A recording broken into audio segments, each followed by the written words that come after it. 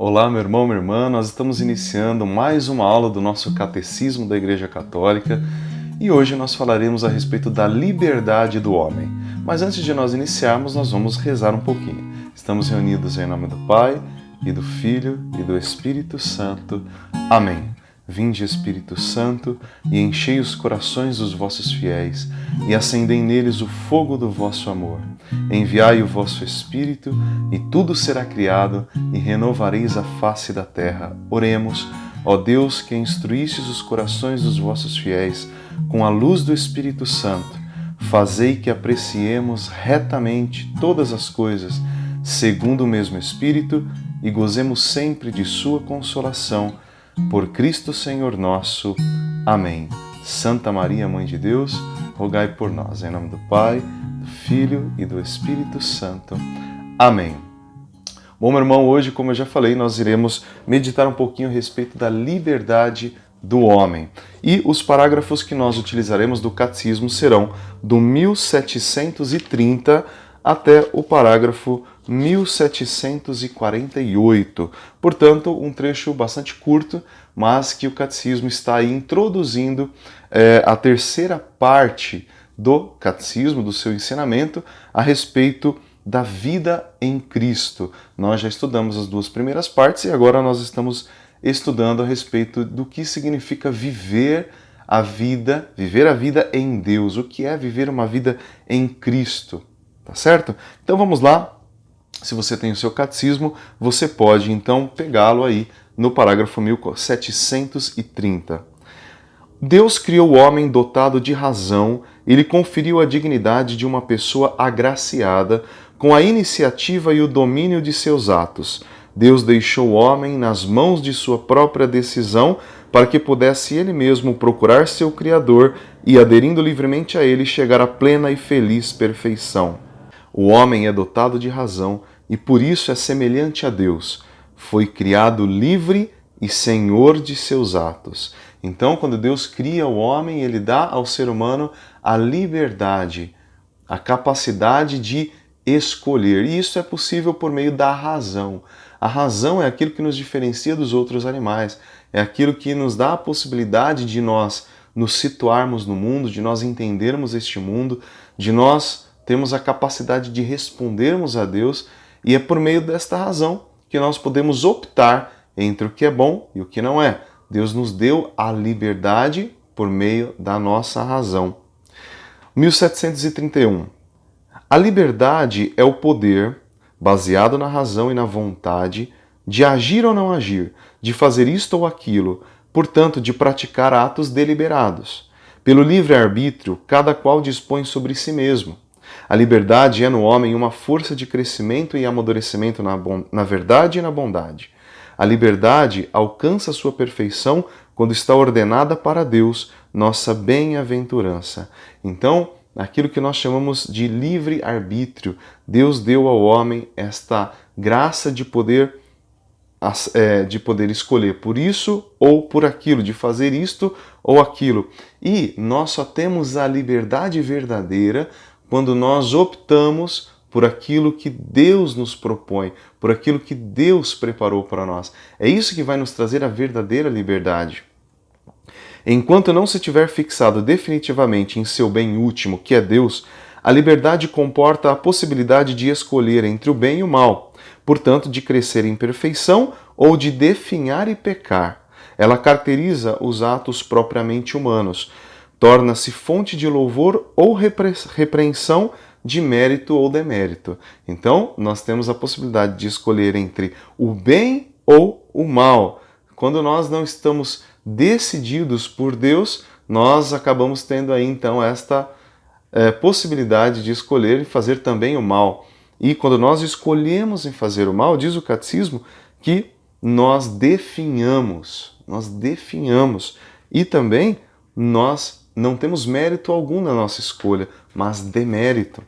Quanto mais o homem pratica o bem, mais se torna livre. Olha que coisa incrível. Quanto mais pratica o bem, mais a pessoa se torna livre. Então aquilo que pode trazer a verdadeira liberdade ao ser humano é a prática do bem, é a prática daquilo que agrada ao coração de Deus. Isso vai nos fazer felizes. E é verdade, porque quando nós fazemos o contrário, nós somos infelizes. Quando nós praticamos o mal, nós somos prejudicados. Isso faz mal para nós mesmos. Antes de fazer mal para qualquer outra pessoa, isso faz mal para nós mesmos. Não há verdadeira liberdade a não ser a serviço do bem e da justiça. A escolha da desobediência e do mal é um abuso de liberdade e conduz à escravidão do pecado. Olha só. Olha o que o catecismo coloca para nós. Quando nós escolhemos mal, quando nós escolhemos a fazer aquilo que é mal, nós nos tornamos escravos do pecado. E é verdade, o pecado nos acorrenta. O pecado faz com que a nossa vida não progrida. O pecado faz com que a nossa vida fique andando em círculo. Já percebeu isso? A liberdade torna o homem responsável por seus atos na medida em que forem voluntários. Então agora o catecismo vai falar da responsabilidade a respeito desta escolha. Então, toda vez que eu opto por alguma coisa, seja uma coisa boa, uma coisa ruim, eu tenho que ser responsável por aquilo que eu fiz. O progresso na virtude, o conhecimento do bem e a ascese aumentam o domínio da vontade sobre os seus atos. Então, quanto mais eu progrido na virtude, no bem, quanto mais eu procuro crescer, subir em direção a Deus, buscar uma vida que vai em direção a Deus, mais nós temos domínio, mais o ser humano tem domínio sobre a sua própria vontade e sobre os seus atos. Então, por isso que ele diz que a liberdade, ela só é plena quando está orientada para Deus, porque quanto mais obediente a Deus eu sou, mais eu vou ter o domínio dos meus atos. Eu vou deixando de lado aquilo que é mal e vou aprendendo a me dominar. A imputabilidade e a responsabilidade de uma ação podem ficar diminuídas ou suprimidas pela ignorância, inadvertência, violência, medo, hábitos, afeições imoderadas e outros fatores psíquicos ou sociais. Percebe? Então, para que uma pessoa ela seja de fato responsável por uma ação, né, ela precisa ter o pleno conhecimento, que é o que a gente vai ver daqui a pouco. Mas essa responsabilidade pode ser diminuída por causa da ignorância. Então a pessoa cometeu um ato que não sabia que era mal, fez uma coisa que não sabia que era errada. Muitas pessoas agem, às vezes até por ignorância, então diz que esta responsabilidade pode ser até diminuída dependendo do grau de conhecimento que essa pessoa tem acerca dos seus atos. Todo ato diretamente querido, ou seja, a pessoa quis, é imputável a seu autor. Então toda vez que a gente faz uma coisa que a gente realmente queria fazer, aí nós temos a responsabilidade. Olha, uma ação pode ser indiretamente voluntária quando resulta de uma negligência quanto a alguma coisa que deveríamos saber ou fazer. Por exemplo, um acidente ocorrido por ignorância do Código de Trânsito. Então, uma pessoa não sabia o que aquele sinal de trânsito significava. Por exemplo, a gente tem aquele sinal, né, que muita gente não sabe o que é um triângulo ao contrário, que quando o motorista tem que dar a preferência para outros carros passarem. Ele vai entrar numa via, né, numa via ali, um fluxo maior, ele tem que esperar para a sua vez. Então tem aquele triângulo que significa. Se a pessoa não sabe disso, muitas vezes, ela pode cometer um acidente porque ela não conhecia. Então, é uma ação que é indiretamente voluntária, entende? Ela não sabia e acabou fazendo por desconhecimento. Agora o 1737. Um efeito pode ser tolerado sem ser querido pelo agente. Por exemplo, o esgotamento da mãe à cabeceira de seu filho doente. Então o filho está lá, muito doente, e a mãe tentando fazer tudo o que ela pode pelo filho. Isso pode ser tolerado. Esse efeito, né, da mãe não ter mais forças para cuidar do seu filho, isso pode ser tolerado. Outra coisa, o efeito ruim não é imputável se não foi querido nem como fim nem como meio de ação, como poderia ser o caso de morte sofrida por alguém quando tentava socorrer uma pessoa em perigo. Então, o efeito ruim. Qual é o efeito ruim desse caso aqui? A pessoa vai morrer. Por exemplo, uma pessoa morre afogada. Tem aquela pessoa que se jogou na água para tentar ajudar, na hora do desespero, para tentar salvar aquela vida. Infelizmente, aquela ação não foi bem sucedida e a pessoa faleceu. Esta pessoa que tentou ajudar, ela não tem culpa por de repente não ter conseguido salvar, né? Por de repente, sei lá, ela agiu tentando ajudar. Então, esse efeito ruim que é a morte daquela pessoa, não é imputável àquela que tentou ajudar. Tá? Para que o efeito ruim seja imputável, é preciso que seja previsível e que o agente tenha a possibilidade de evitá-lo, como por exemplo no caso de um homicídio cometido por um motorista embriagado. Então você tem como evitar aquilo, é algo que você consegue prever, entendeu? Então você sabe que aquilo é errado, você sabe que você consegue evitar, você tem a possibilidade de evitar aquilo, você sabe que não é um ato bom, mas vai e pratica. Então, neste caso, quando nós assim agimos, este efeito ruim será imputado a nós. Por quê? Porque a gente podia evitar, mas a gente insistiu. E quantas vezes a gente faz isso, não é mesmo? A liberdade se exerce no relacionamento entre os seres humanos. Toda pessoa humana criada à imagem de Deus tem o direito natural de ser reconhecida como ser livre e responsável. Todos devem a cada um esta obrigação de respeito. O direito ao exercício da liberdade é uma exigência inseparável da dignidade da pessoa humana, sobretudo em matéria moral e religiosa. Este direito deve ser reconhecido civilmente e protegido nos limites do bem comum e da ordem pública. Então, todas as pessoas têm direito à liberdade, à liberdade de expressão, né, a serem livres na sociedade. Infelizmente, hoje nós temos muitos sistemas políticos que escravizam as pessoas, né, sistemas políticos que não permitem que as pessoas se expressem livremente. Isso é uma afronta à liberdade do ser humano. O ser humano foi feito para ser livre. Se o próprio Deus nos deu a liberdade, esta liberdade até mesmo de nós respondermos não para Ele, quem são os seres humanos para querer podar a nossa liberdade? Eles não podem. O homem é livre. É claro, desde que isso não vá também ferir a ordem pública, né? Então é claro, ninguém está dizendo aqui que o cara é livre, então ele pode sair quebrando tudo. Não, também não é isso. E se ele fizer isso, ele vai ter que ser responsabilizado, tá certo?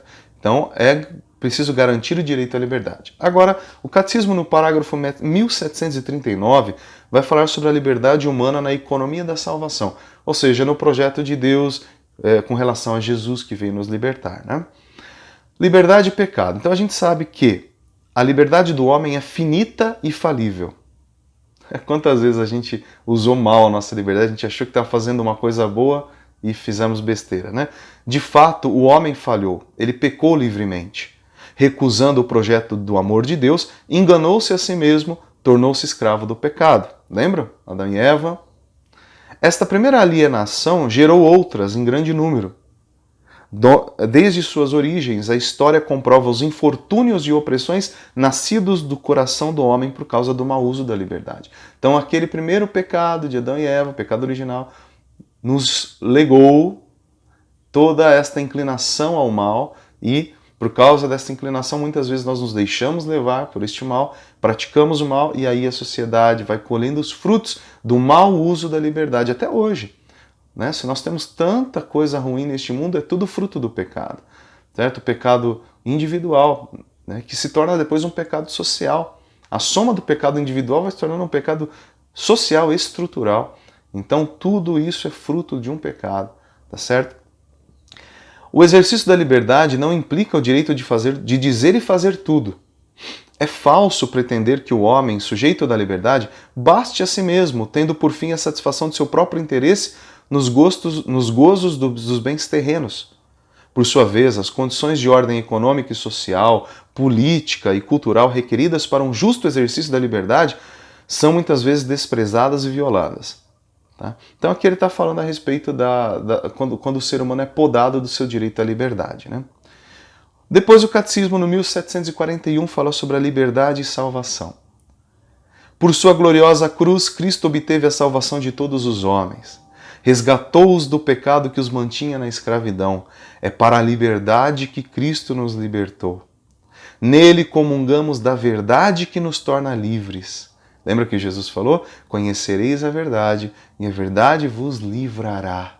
A verdade vos tornará livres. Se o Filho vos libertar, sereis verdadeiramente livres. A liberdade interior, que é maior que qualquer outra liberdade. Ainda que uma pessoa esteja presa, se ela é livre em Cristo, nada, nem mesmo as cadeias poderão detê-la. Como o próprio São Paulo, que foi preso, mas ainda preso, ele falava que ele era um homem livre. Ele estava livre em Cristo. O Espírito Santo nos foi dado. E como ensina o apóstolo, onde se acha o Espírito do Senhor, aí está a liberdade. Onde está o Espírito Santo? Dentro de nós. O Espírito Santo habita em nós. Portanto, onde está o Espírito de Deus, aí está a liberdade, aí existe liberdade. Então, se o Espírito Santo habita dentro de nós, Ele pode nos fazer livres. Se nós obedecermos à voz do Espírito dentro de nós, nós seremos verdadeiramente livres. É o Espírito de Deus que nos dá a verdadeira liberdade. Desde agora participamos da liberdade e da glória dos filhos de Deus. E por fim, no 1742, ele fala sobre liberdade e graça. A graça de Cristo não entra em concorrência com a nossa liberdade quando esta corresponde ao sentido da verdade e do bem em que Deus colocou no coração do homem.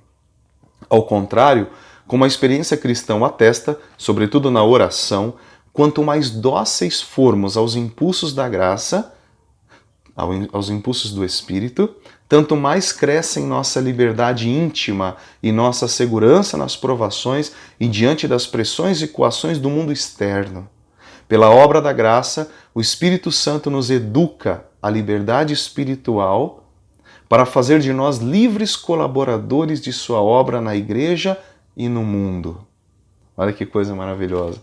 Então, o catecismo finaliza esta parte falando a respeito da liberdade e da graça. Quanto mais eu sou dócil à graça de Deus, quanto mais eu me deixo conduzir pelo Espírito, mais liberdade eu terei. Amém? Que hoje o Senhor, que nos falou sobre a liberdade, a responsabilidade que nós temos em escolher as coisas, que nós aprendamos a escolher o bem, porque é só quando nós escolhemos a vontade de Deus, aquilo que é o bom para nós, bom para as outras pessoas, bom segundo os desígnios de Deus, nos deixando conduzir pelo Espírito Santo, nós seremos verdadeiramente pessoas felizes, livres interiormente, de tal forma que nada poderá deter a nossa alegria e a nossa liberdade. Amém? Então, hoje nós encerramos esta aula sobre a liberdade do homem e nós continuaremos na nossa próxima aula. Que o Senhor te abençoe, te guarde e que nós continuemos juntos compreendendo e estudando as coisas de Deus, as coisas da igreja. Que o Senhor nos abençoe em nome do Pai, do Filho e do Espírito Santo. Amém.